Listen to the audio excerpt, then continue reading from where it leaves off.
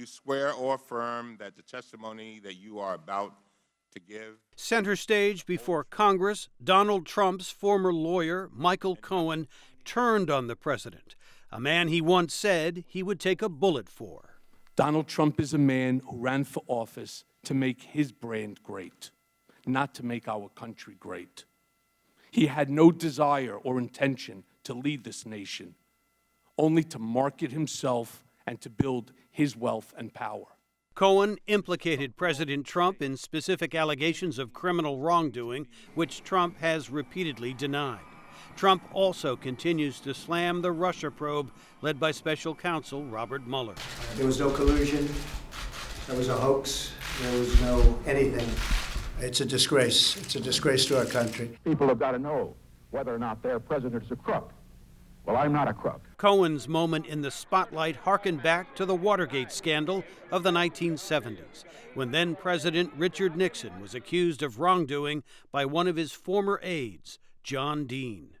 I realize it's almost an impossible task if it's one man against the other that I'm up against, and it's not a very pleasant situation, but I can only speak what I know to be the facts, and that's what I'm providing this committee.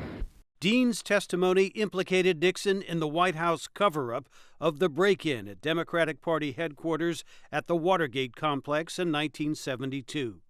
After Congress began impeachment proceedings, Nixon resigned, the only American president to do so.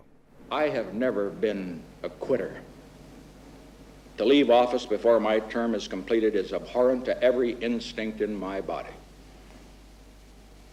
But as president, I must put the interests of America first. There are some parallels between the testimony of Cohen and Dean, says John Hudak. But ultimately, Michael Cohen and John Dean testified to the fact that they believed the president broke the law. That is an exceptional statement.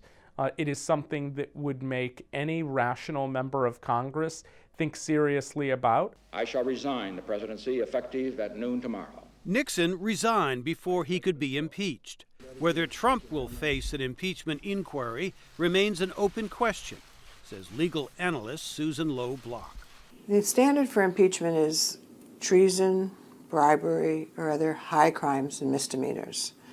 And obstruction of justice into an investigation of this, I think everyone agrees, would qualify. Nixon's fall from power is often cited as proof that the American democratic system works even when under severe strain.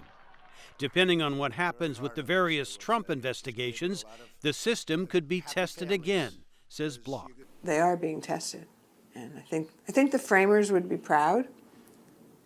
I think they would say, we gave you a structure that separates powers and has checks and balances, and so far, so good. The grainy images of Watergate have largely faded into history, flickering reminders of a Shakespearean tragedy for the ages. But 45 years later, with another president under intense scrutiny and investigation, the distant echoes of Watergate can be heard once again. Jim Malone, VOA News, Washington.